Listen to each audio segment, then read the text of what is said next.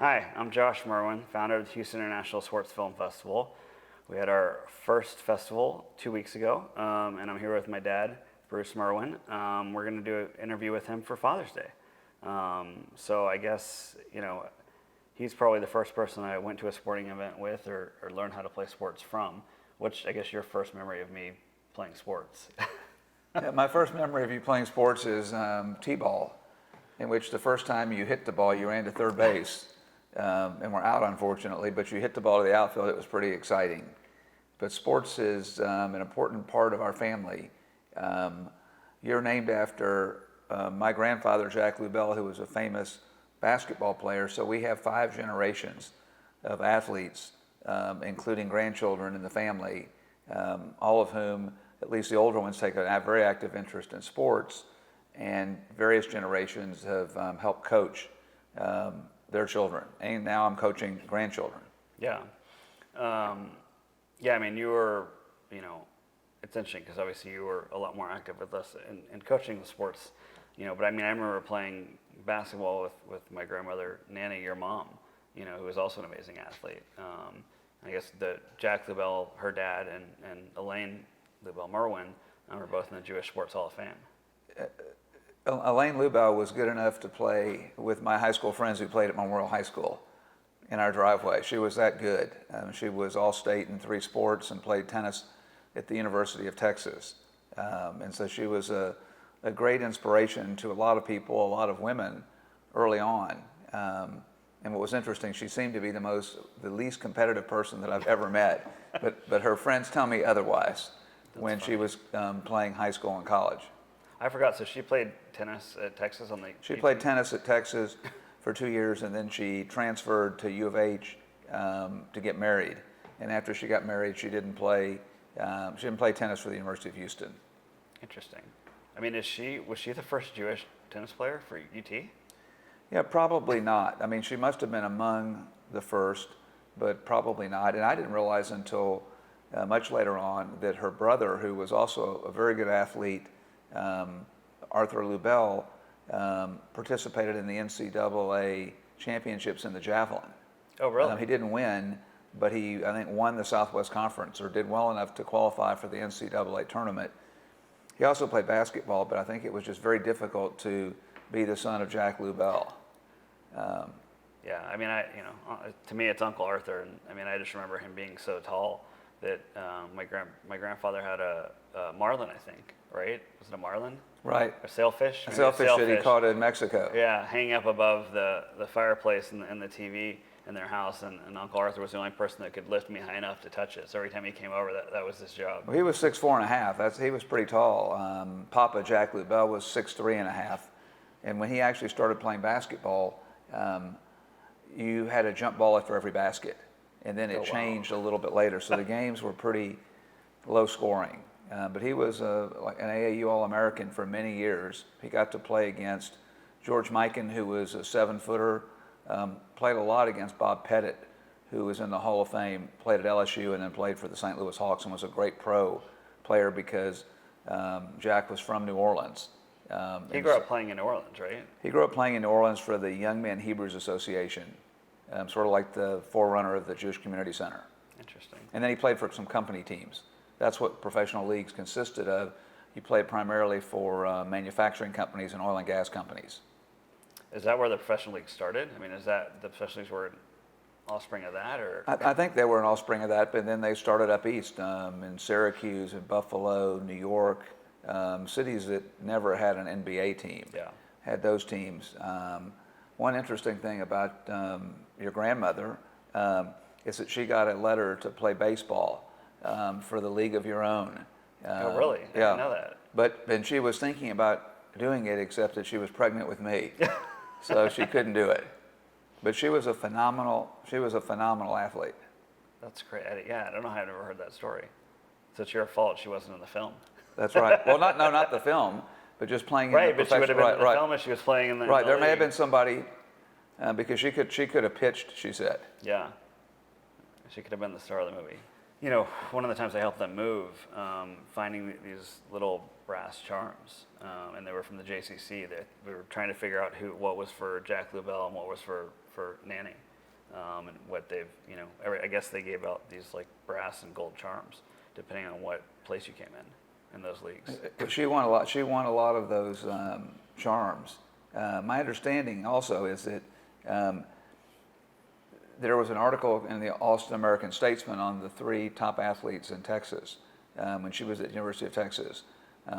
Bobby Lane, who was a quarterback at the University of Texas, Doak Walker from SMU, who was a Heisman Trophy winner, and then Babe Zaharias, who did extremely well in the Olympics for the United States, was also a professional golfer.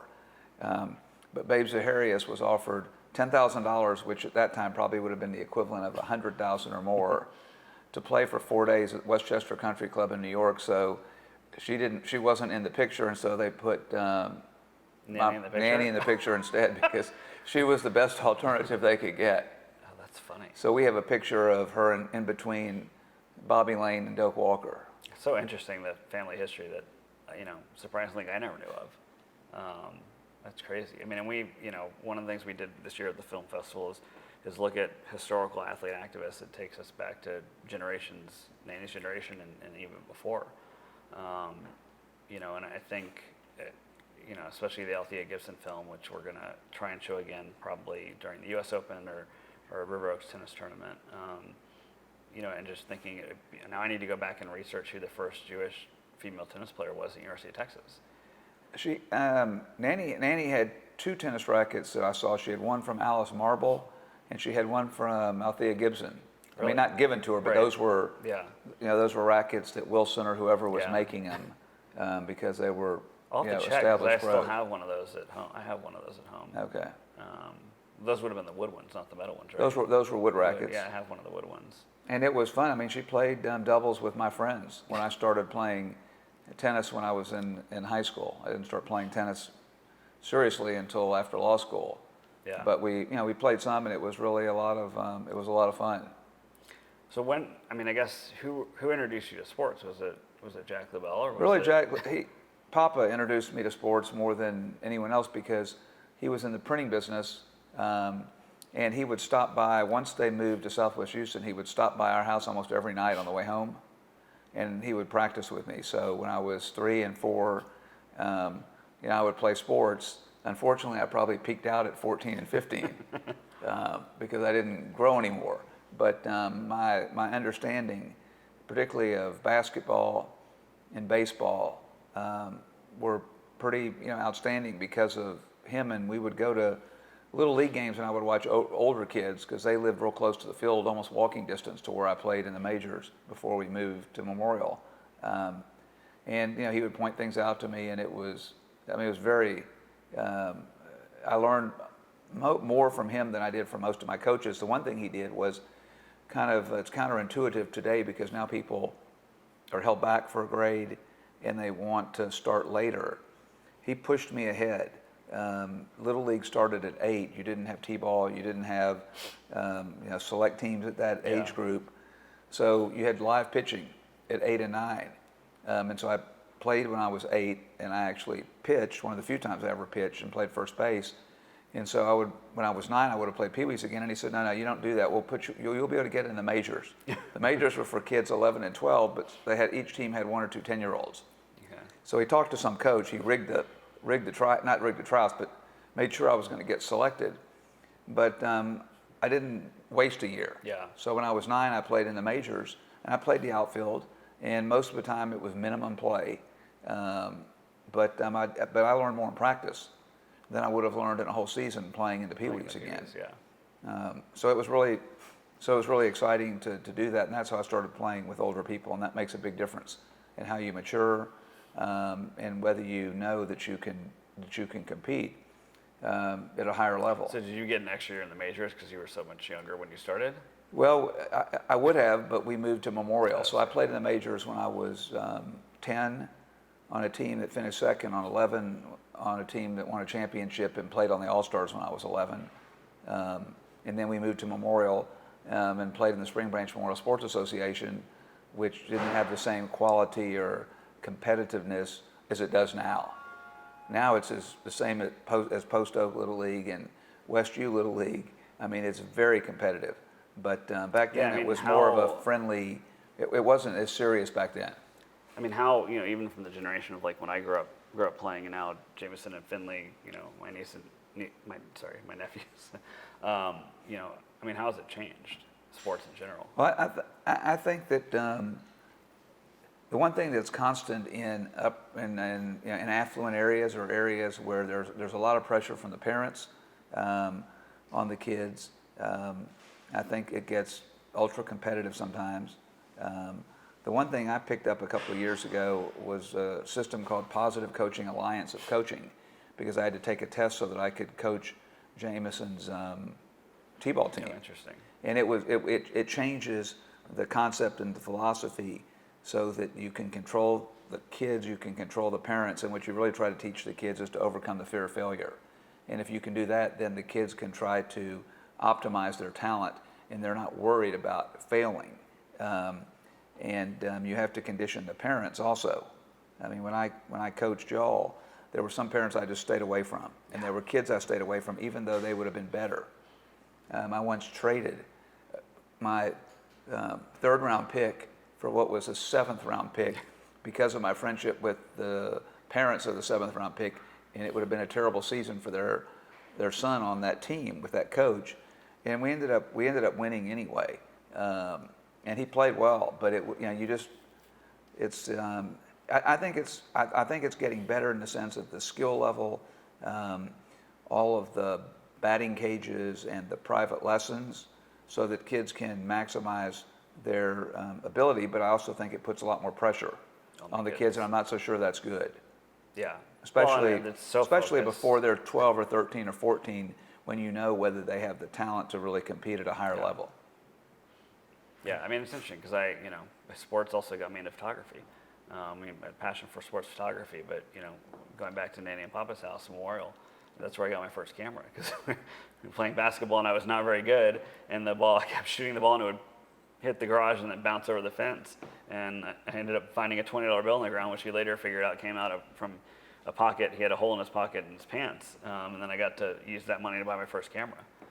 So it's interesting how sports. You've come a long way with the cameras and the sports. I remember when you were doing stuff for the Chronicle, Papa, who would get up at 4 or 5 in the morning, and they were living at the Four Leaf Towers, was looking at the sports section every day to see if there was a picture from Josh Merwin. Otherwise, he'd be disappointed.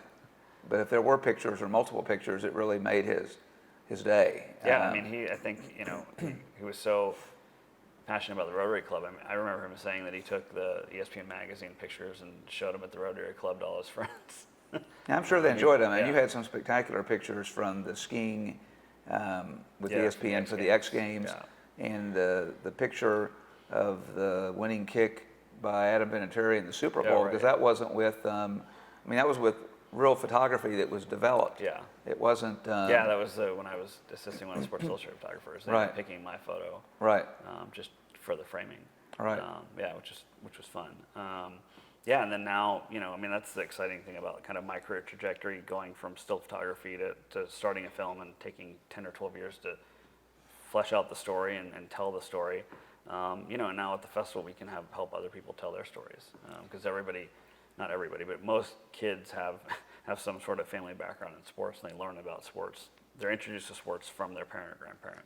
I thought the festival, particularly the last day when you could have it outside because the weather didn't cooperate, was fantastic to see people and to see the Orbit and Clutch come and see how the kids, gathered around them and interacted with them. It was phenomenal, and just to see the films about soccer, professional soccer coming to Cincinnati was amazing. The George Foreman film, was amazing, and the tennis film. to see tennis film the tennis film, and also to see your film. Yeah. With respect to Carson Kiner, I hadn't seen it in a while, but all those films were great, and then there were at least one or two people who were Paralympians with Special Olympics, and it was good to see how they were, interacting with other people, and how sports, how much it meant to them in their lives, because it's something they could succeed in and set goals in. I think it gives, you talk about a push for equality, racial equality, and then equality across the board. One of the things I'm looking forward to doing is creating short stories, kids' books, with some of these athletes, especially the Paralympic athletes, and then turning those into animated cartoons, because then you're getting kids to see people that either look like them, that are doing something on a high level, or kids that may not look like them. They're seeing a wider variety of people doing things, and it'll open up doors. If kids can see somebody that looks like them doing something, whether it's excelling in a sport or even a high level job, or even becoming president, then they can envision that for themselves. I mean, even at a lower level, there are two kids in our neighborhood who have some form of disability, but they walk with their parents at night, and you should see the encouragement that everybody gives them, and everybody knows their name, and it's really cool. Yeah. And they smile and they interact, which has been, it's got to make them feel good. Yeah.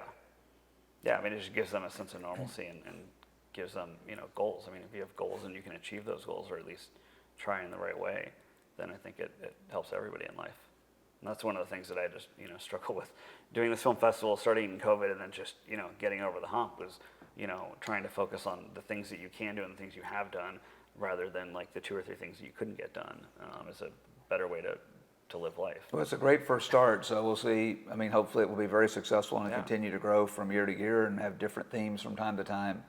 But stick to the theme of, obviously, sports, films, and other issues. Now that we had the first one, is that we'll have different causes every year, but I think we'll do screenings throughout the year as well. So I think I'm looking to put together mental health screening in sports, obviously with Naomi Osaka, bringing that to the forefront right now.